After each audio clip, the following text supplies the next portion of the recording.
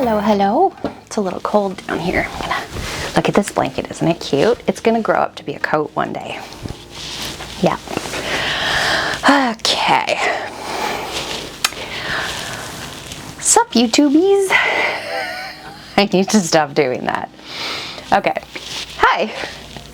Welcome to Go Places, Make Things. I'm Kat, and I am slowly learning how to make my own clothes, costumes, and fancy dresses that I will never, ever wear. As well as a whole bunch of other creative, crafty things that I discover on my journeys. So, today, I wanted to talk to you about the dress that started it all, that lit this fire, dumpster fire, that lit my fire. No, that's a song. Why am I doing fire references? Anyway, I want to talk to you about the dress that inspired me to start this channel. Unfortunately, I don't have any footage of the making of because I didn't think to pick up a camera while I was doing it. Also, it was a really long process and I cried a lot. But I do have some before and after shots, which is amazing because I never take before shots. I mean, obviously I have an after shot, but I never take before shots because I remember to do it halfway through. At that point, it's out the window. So this was just meant to be. Before we kick off, don't forget to hit the like button, drop me a comment in the comment section below, and subscribe to my channel if you want to see more of whatever this is. And follow me over on Instagram, where I will share sneak peeks of what I'm up to, as well as a whole bunch of other little crafts projects that I'm working on to, you know, pass the time or do something different. There will likely be plants too. I'm sorry, I have a lot of them. Yeah. So, earlier last year, I was planning my second trip to Japan. We had gone previously and I absolutely loved it, so we thought, let's go back. Well, actually, it was kind of a whole wrapping up, closing the chapter on a bit of my cancer journey. For those of you who have not watched my intro video, I am a breast cancer survivor, although still going through treatment, so don't know if I can be classified in that category, but it's gone. So when I found out about my breast cancer diagnosis, I was on my first trip in Japan. So we planned the second trip as a kind of closing the chapter on that. It just, you know, felt right, felt like, okay, we've gone full circle. Now let's go back now that all this first step of the journey, like the hard bits of the journey, was done. When I travel, I like to bring home something that has meaning, whether it's fabric or clothing or craft projects or something from a local artist. It just, you know, feels special and more local, and then I get to bring back a piece of that. Mind you, I bring a ton of stuff home. I have a problem with cute things. My first trip to Japan, I had really keyed in on pottery because if you don't know anything about Japanese pottery, it's super cool. And I was into pottery at the time, so it just felt like I'm gonna get something that's like unique and made there. Actually, this bowl behind me, I made in a pottery class. It's super cool. It's my little octopus. Isn't she cute? With some little turtles on there and some seashells. Yeah, I took a pottery class, made a bowl. Great. Anyway, so I was really keyed in on pottery on that first trip. Now for this second trip, I wanted something a little different because I brought home a beautiful sake set and thought, you know what, okay, that's enough breakable things. I want to bring home something different. So I started down this whole Pinterest, Insta, Google rabbit hole to find local Japanese crafts, artisans, and I came across this vendor. And it is super cool. They take old, about to be thrown out kimonos and repurpose them into shoes, purses, whatever. It's really, really cool.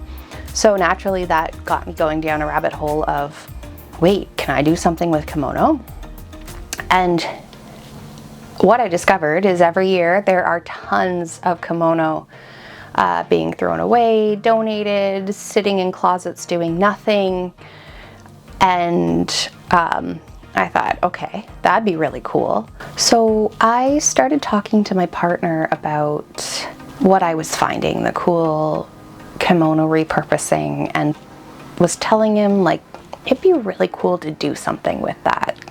So I had been looking at all these kind of kimono repurposing projects. I wasn't seeing too many people do it, but there were a lot of companies out of Japan starting to do that. And if you ever go, there are quite a few shops that will sell local artisan crafts, and they'll use kimono in repurposing purses, bags, stuff like that. It's super cool. So I kept talking about this for quite a few months before our trip.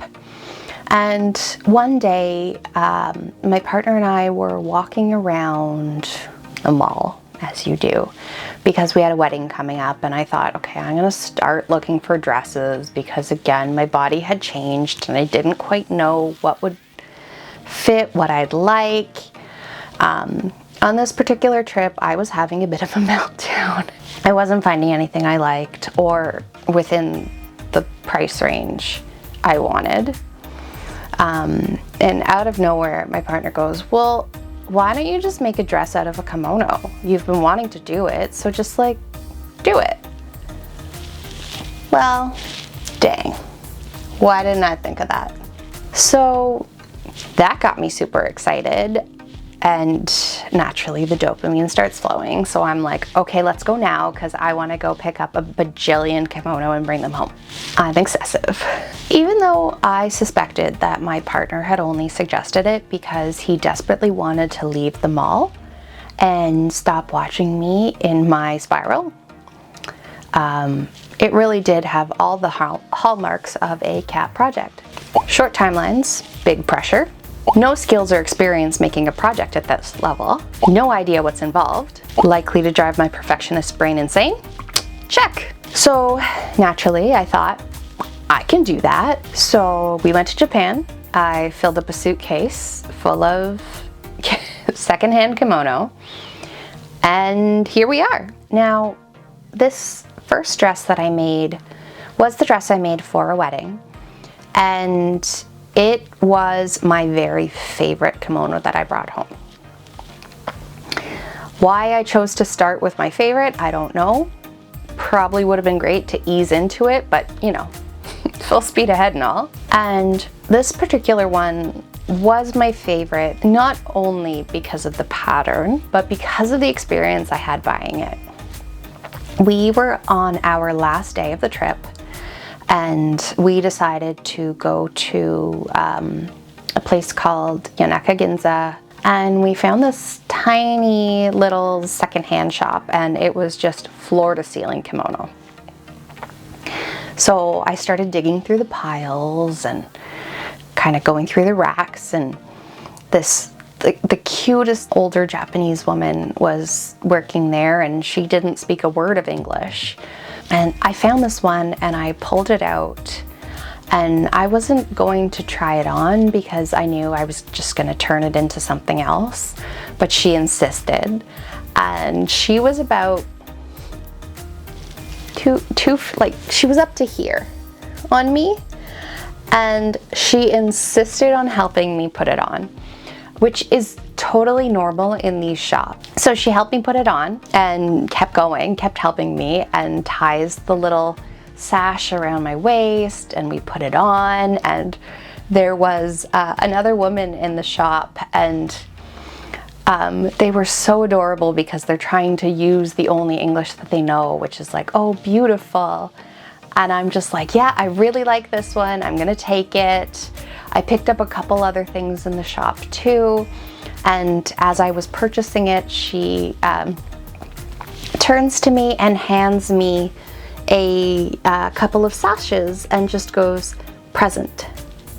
And I'm pretty sure that was the only English she knew, and it was just so adorable. She gets out this silk scarf and wraps the kimonos up so that instead of a bag, it's the traditional wrapping it with the fabric. And it was just such a special experience that, like, that's something, you know, I left the shop and went, that's a core memory for me. So this kimono in particular, I bought for about 3,500 yen, which was actually on the more expensive side for the kimonos that I bought. It is actually I have some fabric here, and for once I'm prepared. It is a crepe fabric, screen printed. And you can kind of tell because the edges, right? You can see where they would have printed it. And I'm not sure if you can see the crepe texture here. Yeah, perfect. Absolutely beautiful. It was a bit lighter, which was nice because, as you'll see in a couple minutes, the sleeves were super heavy. It's a more formal kimono, which I believe would be referred to as a medium furisode. I promise to learn more about the whole kimono culture as I go through this series and share little tidbits and fun facts with you as I go through. Isn't that so exciting? But honestly, that's my best guess out of some of the research that I've done so far. If I'm wrong and you know the answer or style, please correct me in the comments. I'd love to learn from you. Anyway, this kimono in particular had very long sleeves. Actually, I do have a fun fact for you. Historically, married women didn't wear long sleeves. When they got married, they cut off their kimono sleeves, or realistically just got a new kimono. And from what I could find, what I could glean from my research, the reason for this was to help differentiate between married and unmarried women. That's enough of story time. Let's get to the design and pattern part of this video. It was a disaster of a process, and I'm sorry you missed it, but welcome to my retrospective. Okay, so first things first, let's talk about the design. When I am designing, ideating, I mean, I say designing as if I'm a designer, but when I'm thinking up ideas of what to do with a fabric or a kimono, I always start with sketching something out, just whatever comes to mind. And I snap a little Polaroid of the fabric, garment, whatever I'm modifying to make sure I kind of keep it top of mind and give me some inspiration as I'm going. My little sketchbook also tracks kind of all my patterns and what I'm using and cost of everything, if you're into that. So initially I knew at the front here, I wanted that deep V and the higher waist here. I'm normally a kind of flared, like from here, if this was my dream and I had all the fabric, I likely would have flared this out. I'm a high waist flared skirt girl, but I knew this wasn't going to work, and it had to kind of echo that same kimono shape. So we had to keep to that A-line dress here. And knowing that the fabric, that little peak of orange inside the lining of the dress, I wanted to use that and get that peak of fabric in a lining here. So it's really straightforward. I mean, there wasn't much I could do. I wanted to keep it as close to that kimono inspiration as I could.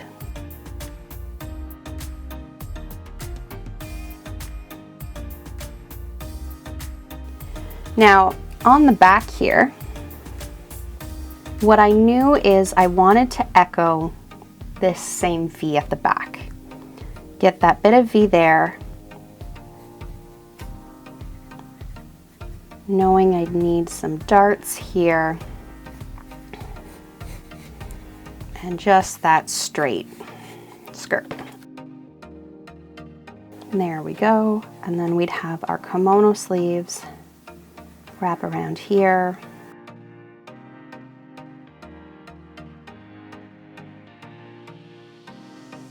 Let's give her some hair so it's not totally terrifying.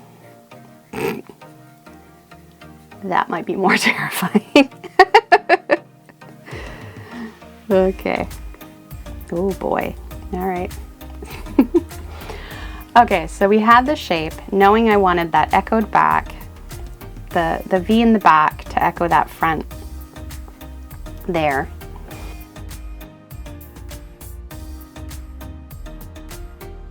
Now what I had to consider is kind of looking at the image here. Where did I want that sort of flow to go? How did I want this pattern to flow? Knowing I had the kind of pattern wrapped around that was only really available on the one end. So looking at this, I knew, okay, I'll have a bit of fabric here where I wanted that pattern to kind of flow as much as I could, where down the top going one way, waist going another, and then wrapping around the body here as much as I could, and maybe coming back down. Ultimately, it will depend on how much fabric is available to me, but on the back, the two back panels, I didn't really care what pattern ended up there. Same thing with the back waist. That didn't really matter to me. What I wanted was that wrap around, and now I'm trying to figure out the where. If it's faced this way, all right, that would wrap around here.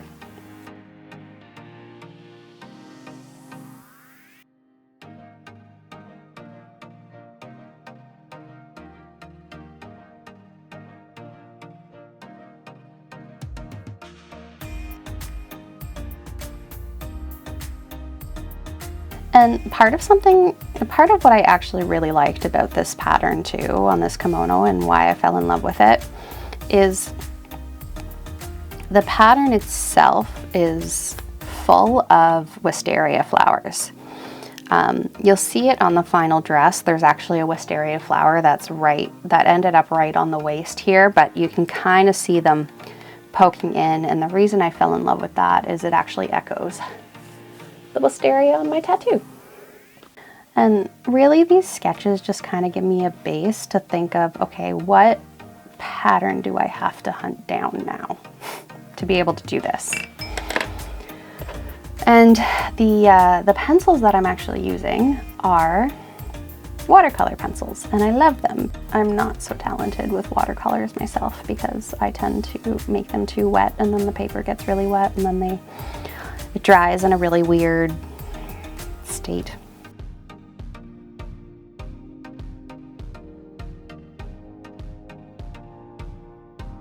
All right, I'd say that's close enough. And then you can see my sketches are already full of that base mannequin shape. And then we will just roughly trace the final outline here. I really shouldn't do this while it's still wet because like the ink is leaking, but whatever. Okay, and something I would also do, knowing that I wanted to keep the sleeves but make them separate, what I would do is just kind of draw in that, not stitch lines, they look like stitches, but it's a note for myself to know, okay, I need to find a pattern like this. And then I just add myself a note. just detachable sleeves. All right, and one thing I forgot to do that I should probably do to remind myself when I'm finally designing this is just add a line of orange here and here to remind myself that that's where I want to put those pops of orange when I go to add in that lining. So let's talk quickly about the pattern. The pattern I used for this was McCall's M7802 option D specifically, because it offered that plunge neckline that I wanted. Unfortunately, the base was a little too full for what I needed. So the only pieces I was able to use were the waist back, waist front, and the bodice back and front. Now for the base, with the fabric available to me, what I ended up having to do was create my own skirt block. So I just basically took a rectangle, measured out my waist, and then measured out my hips and evened it out from there. Then we added the darts, and once that was done, created a second for front and back, and that's it.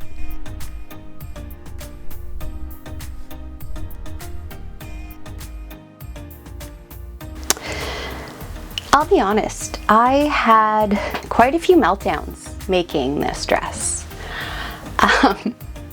And there's two reasons for that. One is the fabric, because as we talked about before, it's a light crepe. That meant there was a smidge of stretch to it. The other challenge was the pattern placement. I wanted it to come in and then flow out and then continue around the back, right?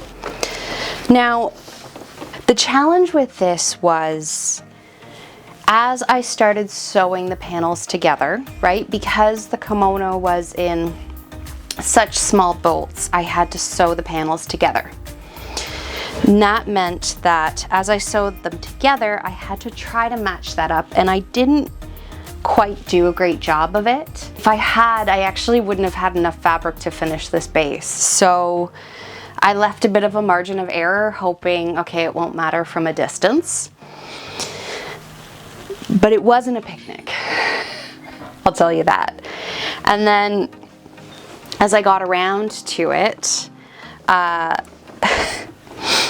this is the part I think I was just so upset about, is this one last panel. This one empty panel. Turns out no one actually noticed it but me, but I mean, you're your biggest critic, right? Now, my third challenge, and it was of my own making because I insisted on keeping these sleeves. I couldn't cut them. They're just so gorgeous. Like, look at that, look at that. But the challenge was they're really heavy. This is a lot of fabric. It's fully lined, and often there's some additional fabric tucked in the corners, so it makes it a bit heavier. But my challenge was I didn't want to attach them permanently because I was worried about them getting in the way, and I wanted the option to be able to take them off. That presented a challenge because of the weight. The first thing I tried on the sleeves was actually a hook and eye system, which it worked, but because of the way the hook and eyes connect, it gave me quite a few issues. One was if they were right on the edges, sewn into the seam, that worked perfectly, but it meant there was a weird gap and you'd see a piece of metal every little bit. Because the hook and eyes also connected at such a small point, I had to put more of them in order to stop getting big gaps in the fabric. My second foray was more of a consideration. I didn't do this. But I had kind of gone down the road of ideating snaps.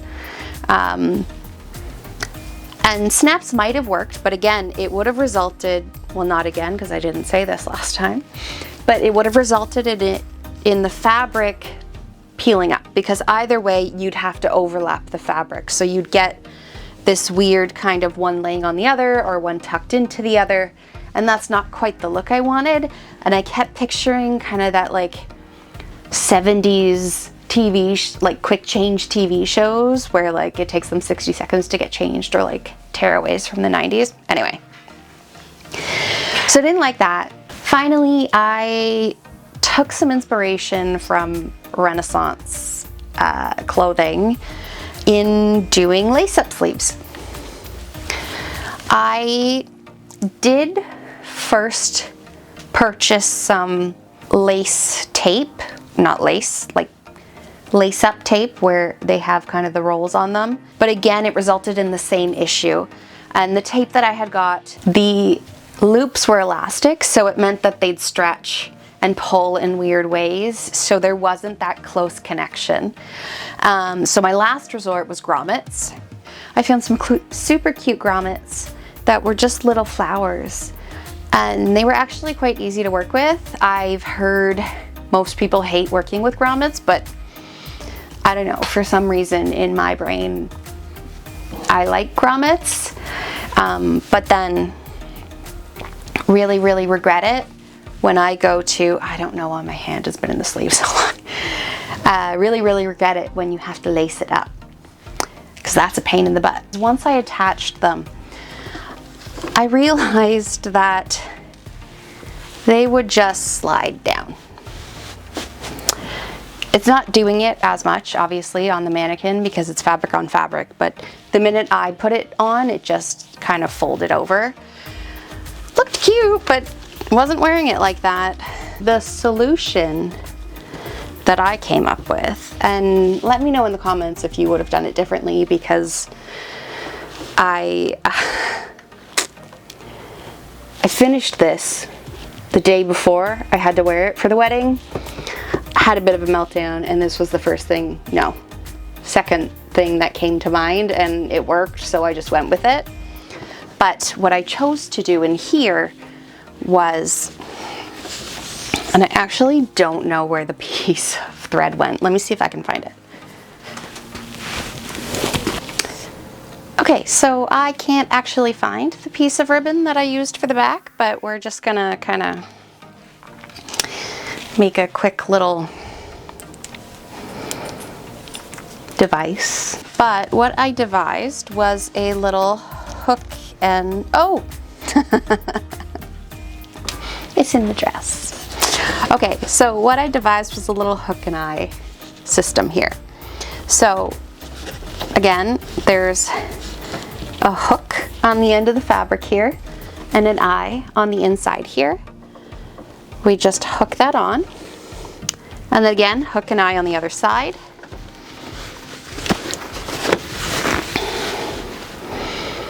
And that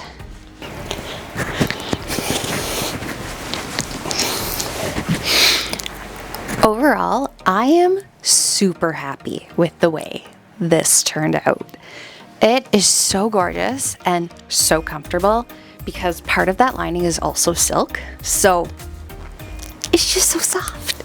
I love it so much, and I can't wait to make the next one. Let me know what you think in the comments below. Please be nice.